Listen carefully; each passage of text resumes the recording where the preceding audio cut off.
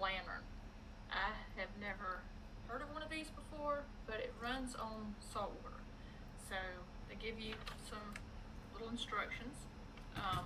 Basically, you take this off, turn it sideways like this, take this off, and I had to adjust the milliliters and the grams, but so basically you put 1.5 cups of water and 2.5 tablespoons of salt.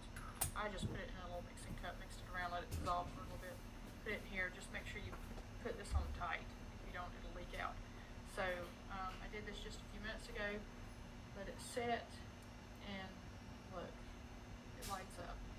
This thing will stay lit for, I believe, 120 to 150 hours just on this 1.5 cups of salt water. So this is perfect. Like, we had a hurricane here not too long ago. No power.